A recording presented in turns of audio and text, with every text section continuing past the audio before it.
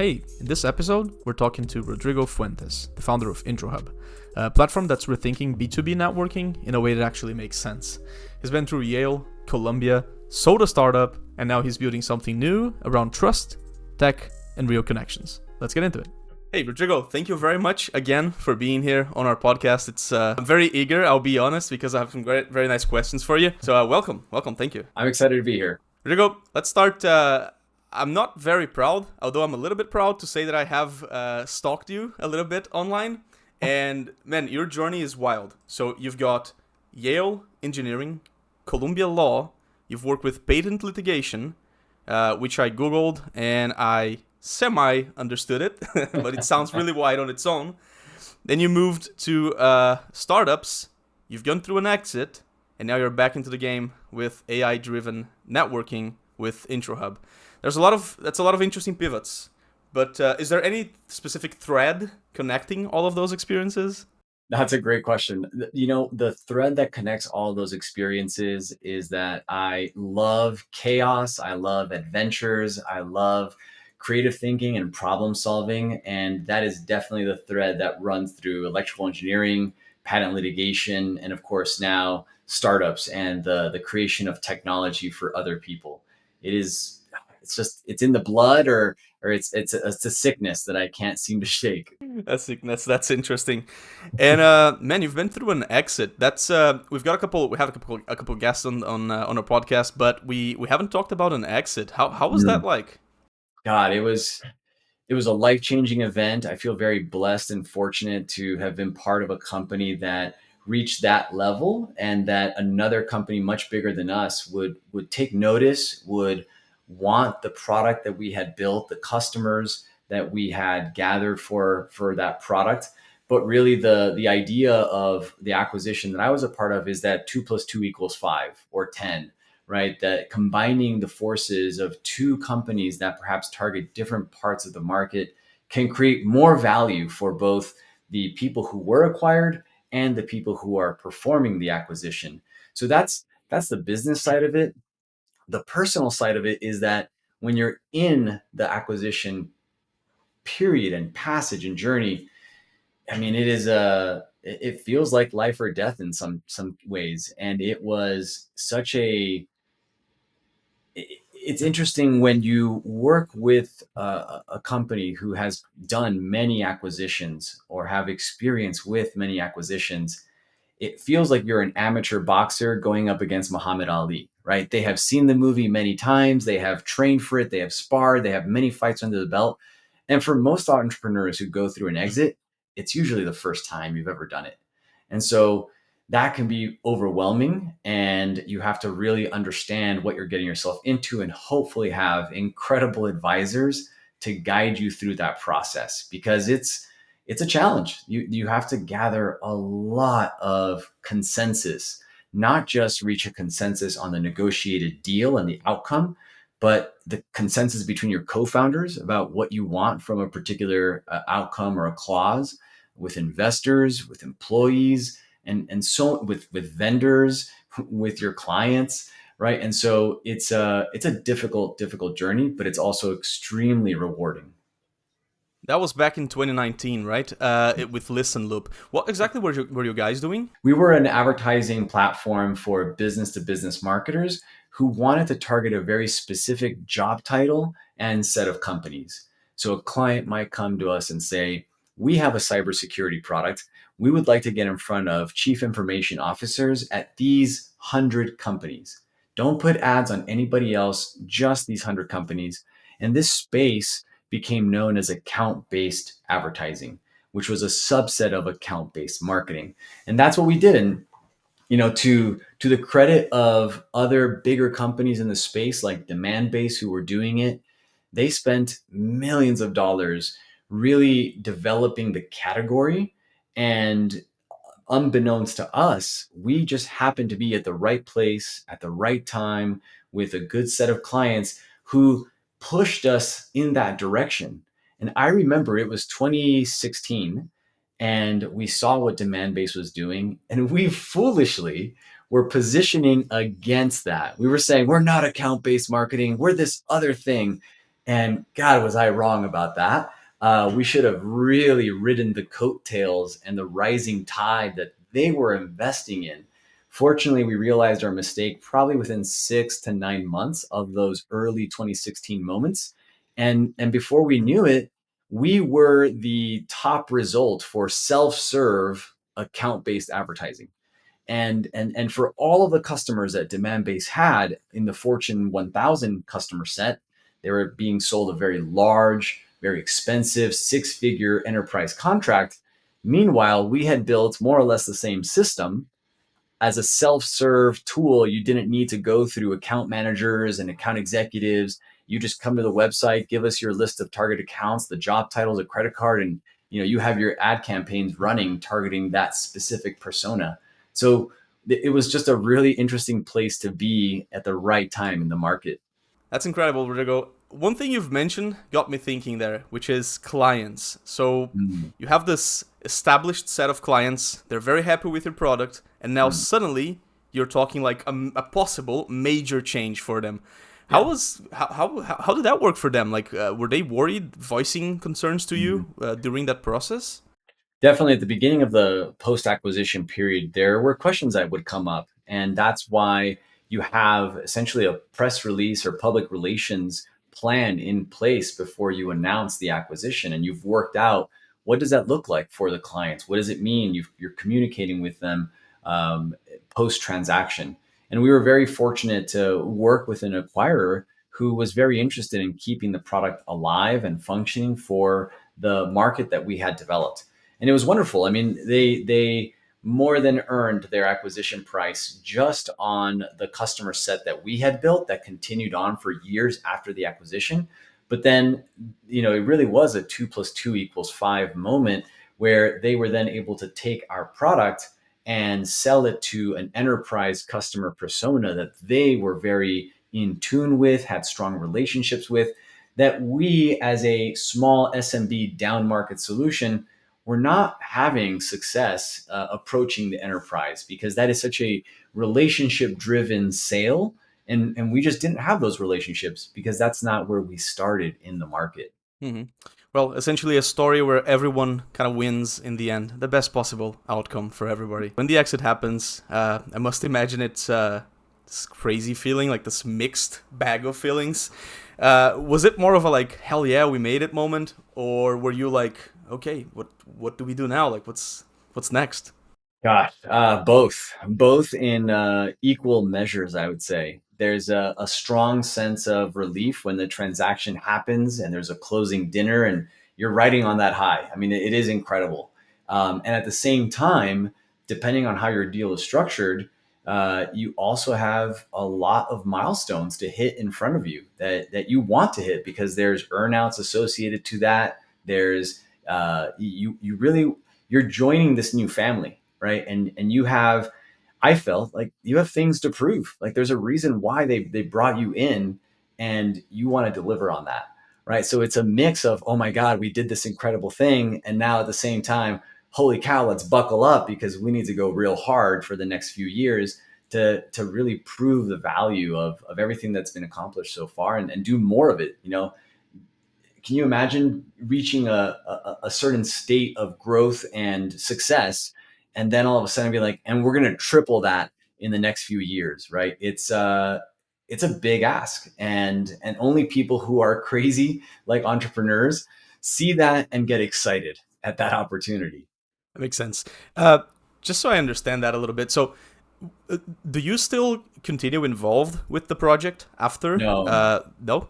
no, I left after 3 years. We fully integrated our technology into their tech stack and everything that they offer to the client. And after 3 years, I felt like I wanted to explore new areas, new horizons, and take a step back, if not a back step, a lateral step from the advertising world. Um, at the time, I think blockchain was a very, very interesting technology. So took that as a palate cleanser to just explore a completely different set of technologies. Um, and then, of course, 2023 came around and the APIs were released for what we now know as ChatGPT. And that just opened up so many new possibilities, right? The tech landscape was just completely evolving under our feet, and that was just too exciting to pass up. And so, building in that direction has been the past few years of my life that I've really been enjoying. Makes sense. At any point, did you think or consider like taking a break, or did that like entrepreneur mentality just kept biting at you? Let's say. Oh man, both. I think a lot of the advice that I got from other founders who had exited, advisors, was to take a break. And in many ways, I thought blockchain was a break at first. It was, an opportunity to play with new technology, just explore, have conversations with people. Um, but everything looks like a nail to a hammer, and as an entrepreneur you start playing with technology and you start seeing the opportunities. And before I knew it, I had applied to an accelerator program. I got accepted, got the band back together, and my co-founder and I, from the same previous exit, were thinking, okay, there's something really interesting here. And before we knew it, a few months after that, we had raised some capital to build a product in the blockchain space. Now that round closed August, September timeframe of 2022. And if you were in the space, you'll remember that there was suddenly blood in the streets as Three Arrow Capitals went down, FTX went down, Celsius went down, and the 1,000 users that we had acquired on the platform that we were building all of a sudden just disappeared. I mean, like, into the ether. It was quite something to be in that space in that moment when everybody ran for the hills. And we stayed with it for another 5 months trying to build dev tooling in that blockchain world, until we just got to this point where we realized, okay, we've raised capital, yes, but in order to survive in the blockchain world, you have to have the ability to stay in it for a horizon that's long enough. I'm talking like 5 years, maybe 10 years, in order to see the market come to fruition, in order to see the promises of blockchain to get to a point where you can build true product market fit of some kind in a way that at least I was looking for or have been accustomed to exploring on the B2B software side. And so it became very apparent to me and my co founder that it is interesting technology, its day will come, but with the level of risk appetite that we have as founders, it's a bridge that's too far away, that we won't survive on a venture capital schedule in order to provide value and reach enough traction to raise another round. And I think that's what we're seeing from a lot of the blockchain opportunities that raised in that 2021 2022 timeframe, right? Where the market hasn't fully come yet. And now you're kind of holding this cap table that doesn't have enough traction for a follow on. And so what do you do? Right. And that's a difficult thing to navigate.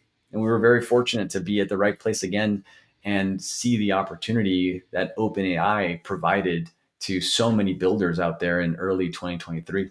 Mhm. Taking a step back from the technology there and the companies, I'd like to explore a little bit Rodrigo, the founder, the man.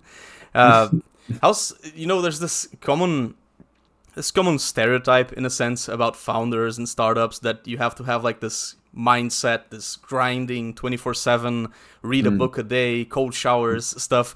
Is that real for you? Does that apply to you? How's your life like? I've been known to take a cold plunger too. I don't think I do it as religiously as Andrew Huberman would have you believe you ought to do, and maybe that's a shortcoming of mine. After all, I am not a billionaire, so I'm falling short on the regimen and prescription of that persona. But look, I think at the end of the day, building things is a creative pursuit, right? And when you build things, you need to have a source of inspiration. You need to have enough space for your mind to breathe and to think and to problem solve. And so, to whatever extent other activities besides staring at a blank piece of paper help you accomplish that, that is a good thing. That is a net positive, because it's very hard to be creative when you are pressured for time. It's very hard to be creative when you're pressured financially and are just looking to make the next rent payment or mortgage or whatever you have going on in your life. So it's important to do things that I'm not even going to say the word balance because that might be just a complete pipe dream, but things that round you out as a human. For some, it's playing video games. For others, it's pickleball and climbing. And I'll raise my hand on that one. Uh, you just got to find the thing that gives you a disconnect so that your brain has some time to think. Recently, I can't go too, I'm not going to emphasize this too much, but I have maybe finally come around and understood the value of meditation. I think early on, I heard about it and I was like, I don't know, it sounds kind of woo woo to me. Uh, but I had a recent opportunity to spend a day in the life of a monk at a Buddhist temple. And I had to sit there and meditate for 50 minutes, which to say it out loud, it's like, that's nothing. 50 minutes, that's not very much. But for a person who doesn't meditate super frequently, it was enough to sit there with your thoughts and to sit there and kind of breathe through it, do the counting exercises. And I had this moment where afterwards I thought, oh my God, all of those little thoughts that come up as you're breathing through are they're the feature. They're not a bug. Like that perhaps is what's supposed to happen. And at the beginning of any meditation exercises, now I'm realizing those initial thoughts that keep invading that you sort of zoom out from or say, thank you for visiting and you may, keep going down the river. They're very kind of surface level thoughts that you're having, right? And if you keep pushing and go 30 minutes in, 40 minutes in, then you really start surfacing stuff that's deep below the surface. And then those thoughts start coming up. And it's in those moments that I think I have achieved clarity sometimes. And I can't say I'm good at it, but I do want to come back to that well and keep digging because that is a different way to disconnect from the grind, as you called it. Because the grind is good. It lets you do things. It lets you turn the crank, but it doesn't let you point the ship or the gun as to where you want to grind. And that's, I think, one of the early mistakes that I see people do, right? Like just because you're making it work doesn't mean that it's working. Grinding isn't necessarily the thing. You got to have a good focus or a good direction. And to find that requires some other life experience besides just nose to the grindstone, getting it done. That's very nice. Uh, you know, you've mentioned blockchain and some stress going on there. The possibility of something just not being maybe the right moment for it makes me think about, dealing with something not working out. And I think that's, I mean, as humans, I hope I'm not the one. I hope I'm not the only one, but I do deal a lot with things not going the way I planned. I would expect other humans deal with that as well. As a founder, Rod, how do you deal with that? Like something just not going the right way, Mm. or having to deal with the idea that maybe it's time to change the route or steer the Mm. ship. I heard someone recently call it grit or quit. And I think that's a very apt description. As a volunteer, I am an entrepreneur in residence at New Mexico State University, where I have really the privilege and the opportunity to talk about go to market, fundraising, product development to different stakeholders in the New Mexico State University ecosystem across various cities and universities. And this is a common question and challenge that I'll say the word young entrepreneurs, but I don't mean young in terms of age, but young in terms of experience or years playing the game. And these young entrepreneurs, I think, have that question, and they're asking me essentially for a textbook answer. Where I can take the input parameters into a function, and if this, then that. Therefore, I should switch or quit, or I should therefore stay the course. And the reality is that it's not that deterministic. This game of entrepreneurship is all about making the best decision that you can with very little or crappy data available to you, And that means that you need to use a lot of intuition and a lot of experience to draw from to either pattern match and help you make a quick, good decision, or have a conviction based on an intuition about what you need to do given bad or very little data, right? And so you won't know that until you're in the moment and all the circumstances surrounding it. And you won't know that until you are in it with some experience to guide you to make that decision in the moment. But at the end of the day, if you're an entrepreneur, then you know for sure that there are going to be many things that don't go your way. And I don't mean just rejection, like customers telling you no or venture capitalists telling you no, just the market completely evolving underneath you, or regulation all of a sudden being placed on top of your industry, or I don't know, a cybersecurity incident, affecting you or your customers. Right there are so many moments of adversity that you really just have to relish in that adversity and recognize that challenges are just opportunities waiting to be solved if you have the energy and the critical thinking skills to tackle those. That's often where you create the most returns and the most value from a moment of adversity. That was very deep. Thank you very much for that insight. Rodrigo, after ListenLoop, then you guys started IntroHub, right? That was your next plan there. You've mentioned a co-founder. Is that did you guys leave ListenLoop together and then started IntroHub? Is that No, the path that you're describing very succinctly is much more winding and long. Um, after ListenLoop acquisition, I took the palette cleanser, like I mentioned, built in the blockchain space with the same co-founder, and we put, I want to say, 4 or 5 products in the market in the blockchain space. And that was the break. That was the opportunity to try something kind of wild and crazy. Um, I don't know if you want to go into all the projects, but anywhere from NFT auction protocols to dev tooling to oracles. And then we landed on the post blockchain world after the market just collapsed. In February of 2023, we were attending ETH Denver, which is a conference that brings a lot of the kind of Ethereum ecosystem into Denver. And everyone's at this conference, everyone's really down because FTX, Three Arrows, and all the craziness that had happened. And so sometimes it would feel a little bit like a ghost town relative to how it was in the heyday of the bull market in 21 and 22. And we're kind of walking around this sort of zombie event, and it's OpenAI had just released their APIs, and we were brainstorming what what do you do with this generative AI technology? Well, we have advertising technology experience. Maybe we can apply that somehow. And that kind of reinvigorated us, right? It re-energized what could be possible.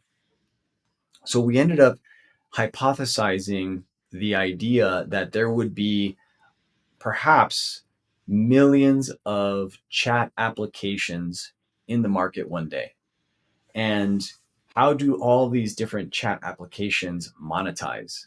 Well, they could either charge direct, like OpenAI eventually did, and they charge users, a SaaS fee per month, or we hypothesize they would likely rely on advertising the way most free-ish products do.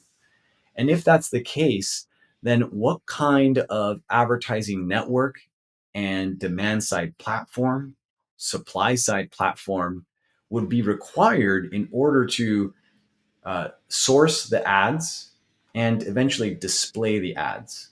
So we ended up getting down to work to build on technology that would take text coming out of a chat interface, pairing it with an advertiser, and then combining the output of the chat with essentially text an ad that the advertiser would want to say, and finding a way to weave those two together, blend them together. And at the time, there weren't enough chat applications to make this a viable advertising network. So we thought, okay, what is the closest proxy to that, so we can build the underlying technology and then transition into this more SDK for chat applications based on advertising. And where we landed was publishers. Media publishers already have all of the text published on their content management system. So we ended up building essentially a supply side platform that plugs into a publisher's content management system and says, oh, this article about Kendrick Lamar and Drake beefing. Okay, we have this article in the context. Now let's pair it with an advertiser, headphones, Beats by Dre headphones. Now we read the context of the article and then we pair it with Beats. We come up with 3 new paragraphs that weave the article together with the ad and then dynamically insert those paragraphs into the original article so that when you load the page, you get an impression by reading the article about Beats by Dre headphones in a way that's contextually relevant to the surrounding text. And that was, I thought, an amazing and awesome application of generative AI. And the revenue departments of most publishers would agree with us, but it was 2023 and the editorial departments of the publishers that we spoke to, and we spoke to maybe 75 different publishers, they were not on board with this. This was not their cup of tea. There was still a lot of FUD, fear, uncertainty, and doubt about, what is this going to do? I spent my life honing the skill of editing writers' work to portray a particular brand, persona, position in the market. And now this AI is going to come in and just like willy-nilly inject paragraphs. No, no, thank you. And that was the pattern that we heard over and over. So, that was a hard won lesson. And it speaks to the challenges of developing product for an enterprise type customer, where just getting in front of them and earning their trust to have that conversation, for them to be honest enough to say, super cool, not for us, is a challenge. That's very much part of the entrepreneurial journey. We pivoted 3 or 4 different product lines in that space in collaboration with different publishers. But the reality is that anything in the advertising space is it's a very mature area, and you have to do much better than the existing revenue producing systems that they have access to. And getting them to pilot something, they have to be willing to believe that the pilot you're putting together is so much better than the current way of monetizing their content that it's a challenge to even get to that stage, right? So we did that, put 3 or 4 more products in market around various ideas of how do we leverage the content on the CMS and pair it with generative AI. Long story short, we took a break from that and we had a grit or quit moment. And I could reflect on that if that's interesting for you in the audience. I remember it was November, December, perhaps of 23. And it was that grit or quit conversation with my co-founder around, do we stay in it? And if so, why? And I'm a fan of a framework that says you could pivot product or market in order to find product market fit. What we agreed upon and what we landed on is the idea that, okay, is it the product? Can we iterate the product? And we did. So we iterated 3 versions of the product, right? Well, is it the market? All right. So then on those 3 different versions, we tried SMB publishers, mid-market publishers, enterprise publishers. At some point, you get to a stage where there are no more product changes you can imagine or market changes you can imagine that will solve the problem and really earn revenue commensurate with the risk that you're taking and the product that you are building. And so when you hit that moment where you say, okay, I don't see a path to find product market fit, I think is the closest thing to a framework I could offer you about making a decision around that grit or quit moment. This moment of grit or quit, we ended up concluding quit. And then we entered a new period of ideation. So that's ultimately what led us to IntroHub, this reflection on the market, the reflection on going to market with that brand advertising tool that we were selling in 2023, and realizing that, okay, what worked and what didn't work? What did not work was sending thousands of cold emails, which used to work quite well. What didn't work was cold calling because as my phone was just ringing, says spam likely all over the place, and so you ignore it. Um, those techniques are dying in the industry. And so what did work? Introductions worked, referrals worked, agencies who have relationships and perform the introduction step, that still works. And when you're dealing with any kind of sale that is consultative or enterprise in nature, referrals and relationships, right? That's what works. And so that is what took us to build IntroHub, that insight, that knowledge, and realizing that, yes, those things did work. However, they are full of friction. It is a pain in the butt to do, and they are very, very time and resource intensive. So there had to be a way to solve that problem. Everyone we spoke to, I think I interviewed 115 potential customers who were facing that same challenge. And quite honestly, I think we're still on the journey of nailing that product market fit to understand, okay, we know what the problem is. Here are different ways that we're trying to solve that problem for the customer. I had thought of many different ways to spin a question about IntroHub, but I don't think there's a better way to get a founder's vision on one of their ideas than just straight up asking. So, if you will excuse me, Rod, what is IntroHub? So IntroHub is an automated networking platform. And what that means is that the problem that we're setting up here is I can go to your LinkedIn and say, hey, do you know John Smith? And the reality is you're probably going to tell me, no, we met at a conference 10 years ago. I really don't know him. Okay. Well, what about Amy? Do you know Amy? I'd love to meet her. We met at a, networking thing. I don't know Amy. And I'm just going to keep asking you, yeah, here are 10 people. Do you know any of these people? And occasionally, 1 out of 20 on average, people will say, I know, Ray, you can connect there. And now I have to ask you to do a bunch of work for me. I'm going to give you a blurb. You're going to get my blurb. You're going to send it to Ray. You're going to wait for Ray to respond. Hopefully he does. Maybe he doesn't. I have to follow up with you. You follow up with Ray. Ray says yes. You then make an intro. And now I can talk to Ray.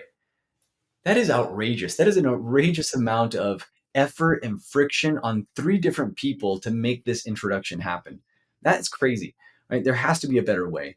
And so what we did is we built a system where every user can connect into the system and use their Gmail as a connection point. The system then analyzes your email patterns to understand who do you know well enough? Who do who can you make an introduction to? And now I don't have to store that information in my head.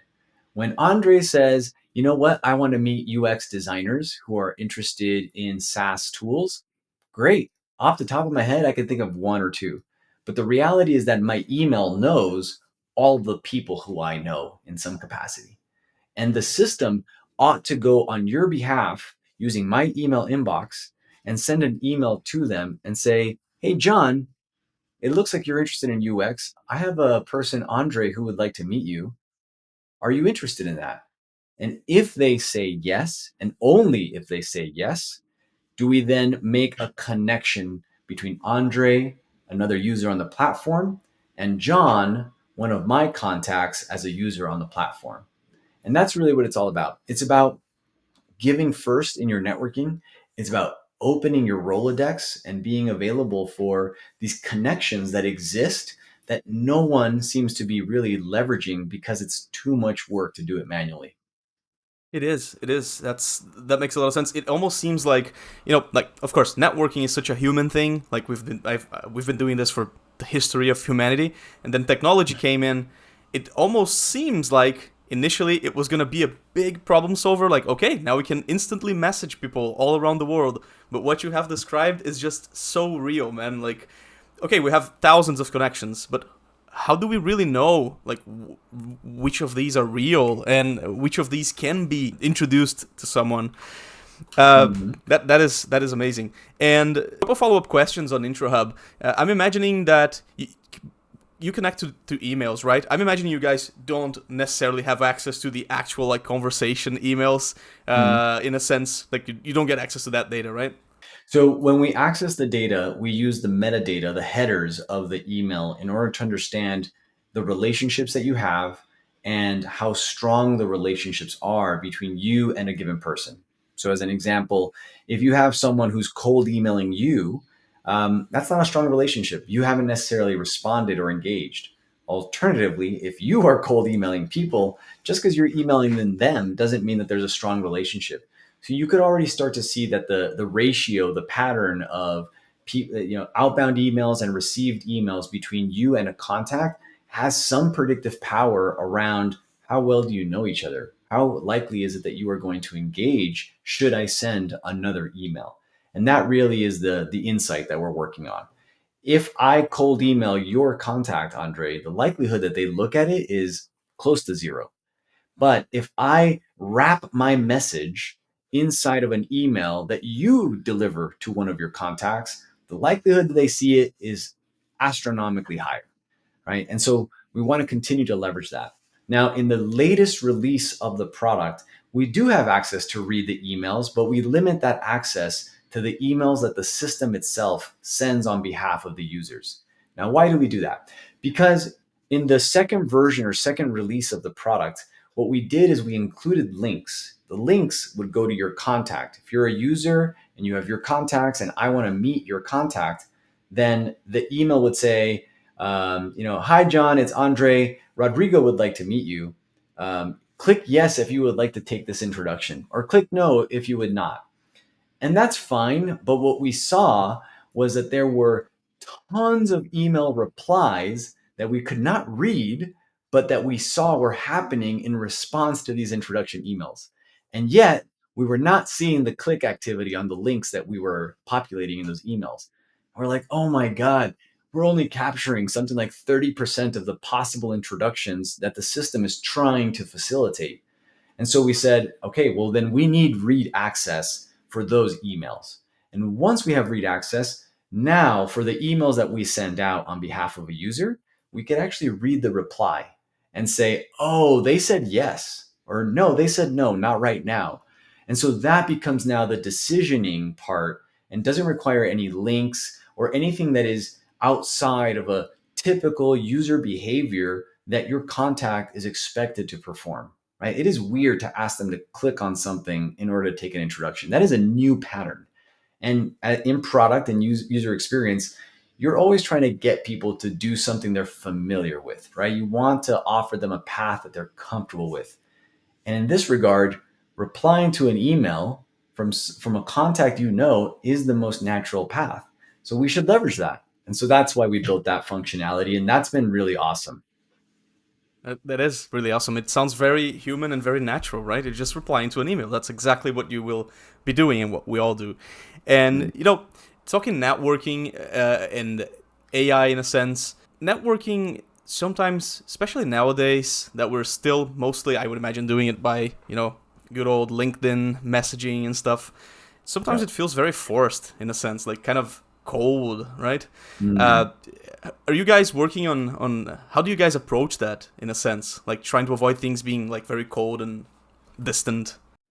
I think what you're describing is you're using the word cold. I would use the word transactional, right? It's transactional in the sense that, hey, I'm asking you to give me something. What could I give you? And it's some kind of exchange that's happening there. One of the things that I'm really trying to focus on for 2025 is playing long-term games with long-term people. That I think is what ultimately yields the most rewards. And the reality is that you can be transactional sometimes. And it's the times when you have already built up a lot of relationship capital with someone to the point where you could ask them for something and it would be completely natural for them to say, "Oh my God, yeah, absolutely, would love to help."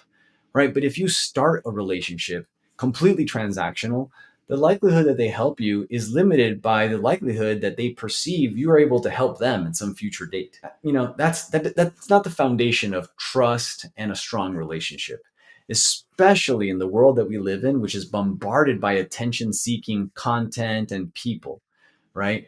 And so, how do you start a relationship, right? Well, I think it starts with giving. It starts with give first networking. It starts with, how can I help you? What are you looking for? right? And if I know what you're looking for, I'm happy to just try to help. Whether that's a free consultation on something that you're working on, or you want to meet UX designers, okay, let me look through my contacts. And of course, I mean not actually look through my contacts. I mean put them through IntroHub and have it look through my contacts and make them available to you.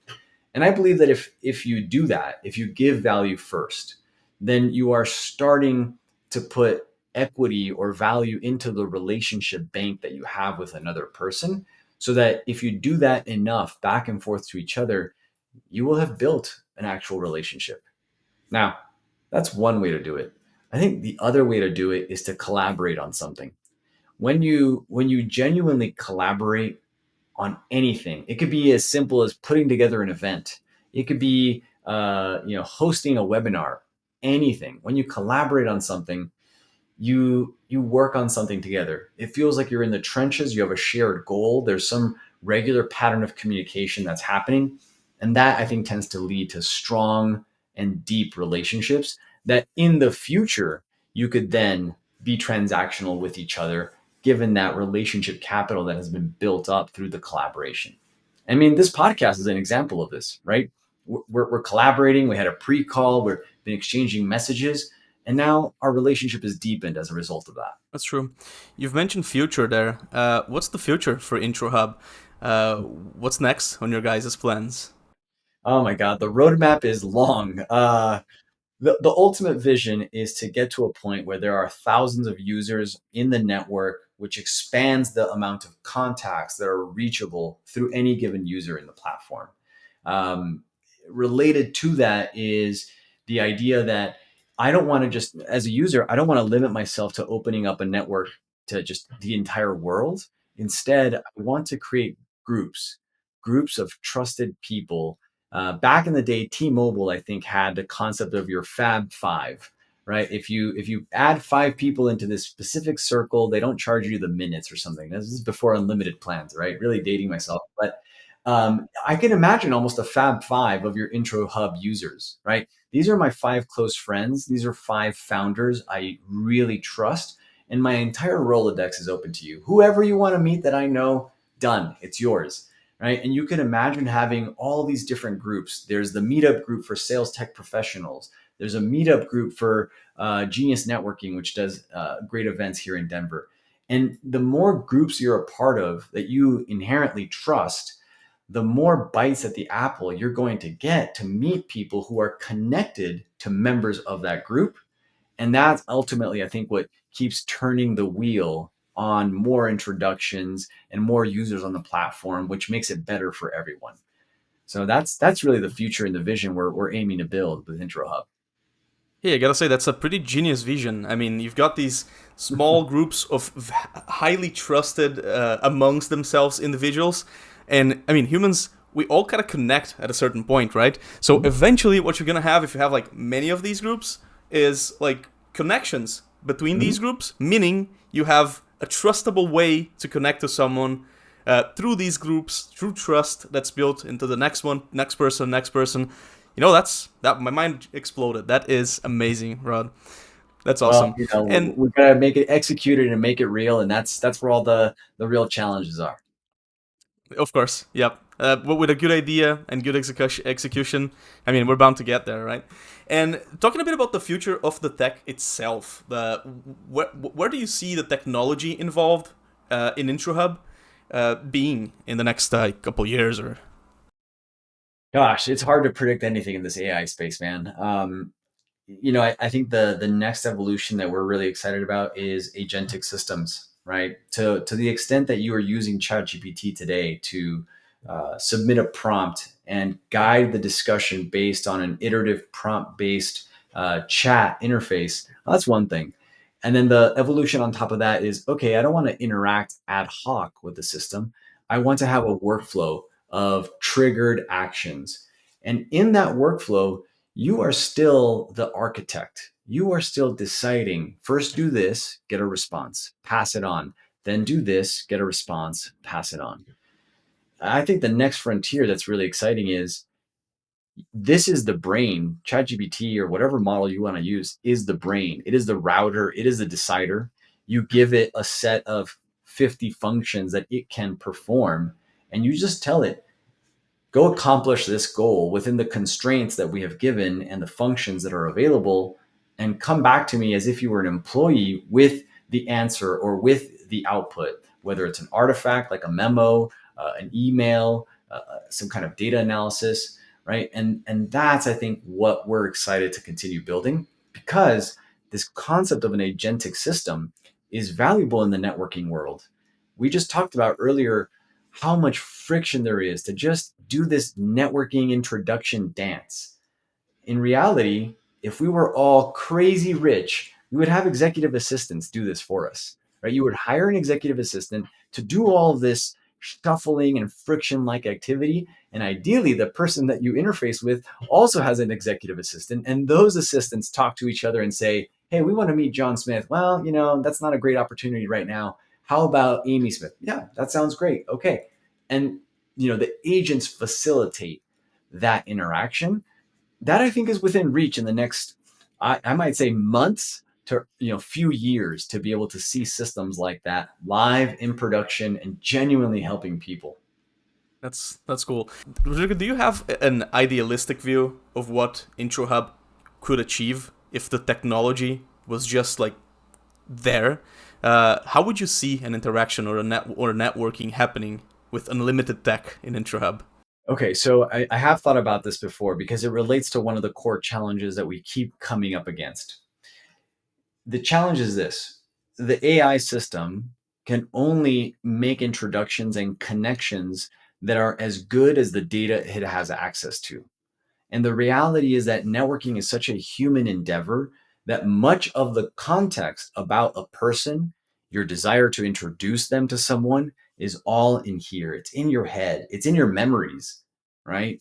And so, how do we extract those memories and make them part of the context, make them part of a retrieval augmented generative step, so that the AI has more information and context to make a good decision about who you should meet and why?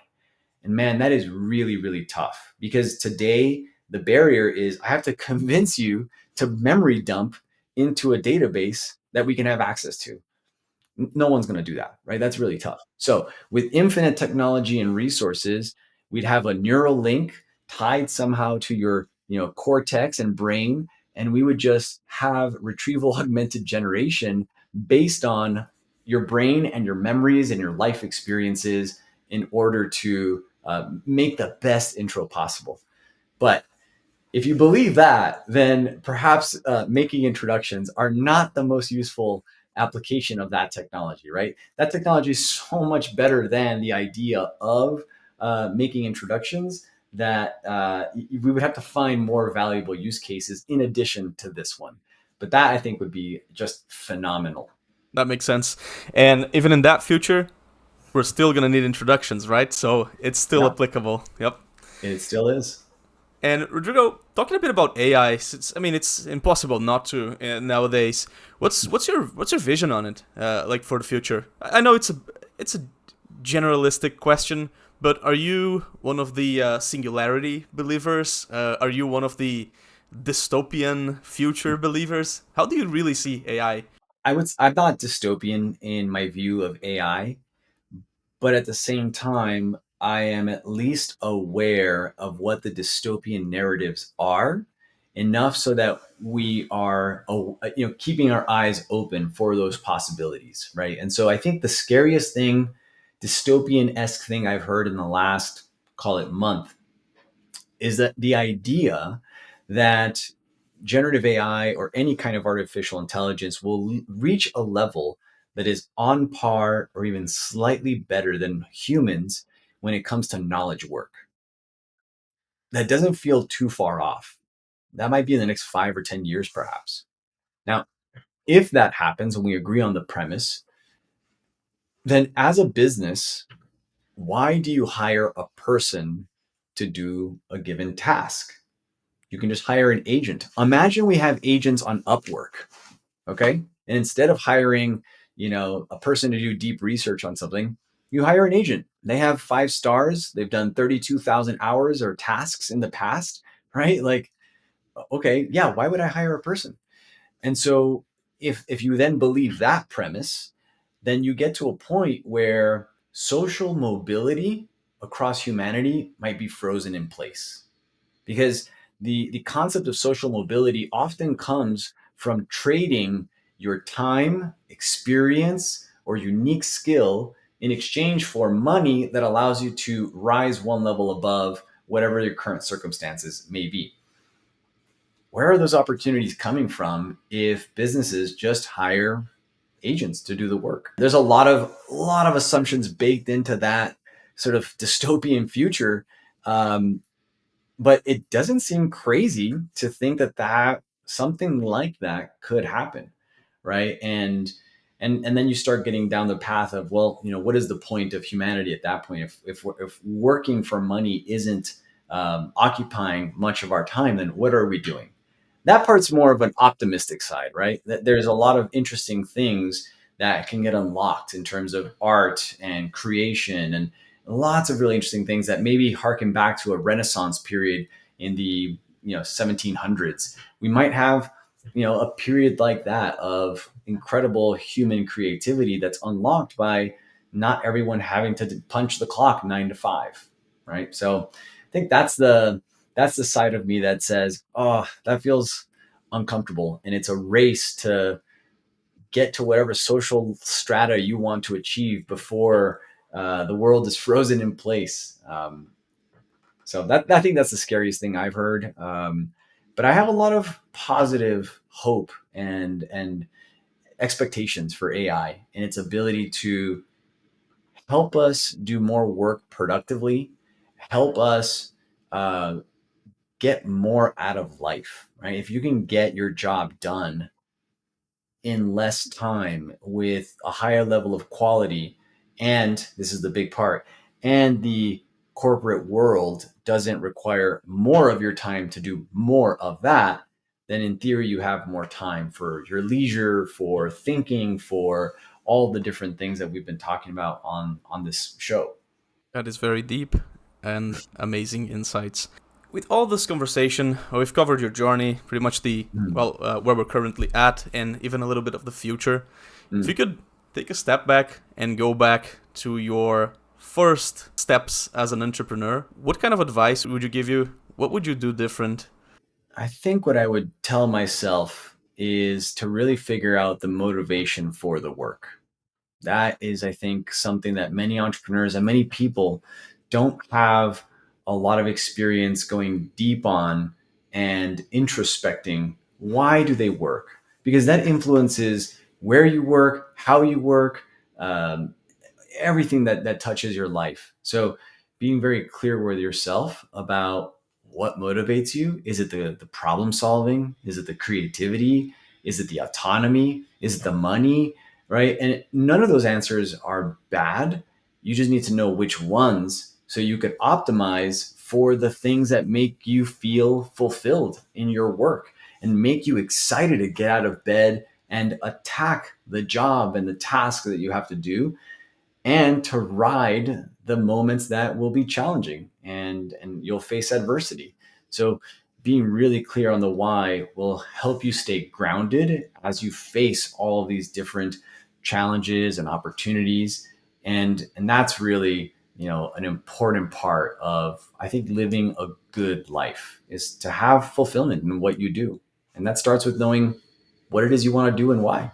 Rod, that was an amazing conversation. I really appreciate your time. I won't keep you for too long. Thank you again very much for being here with us today. Thank you. It's such a pleasure to unpack some of these topics. These are like the kind of topics that you chat with friends about deep into the night, and it was such a fun time to discuss them with you. So thank you for asking the great questions. Thank you very much.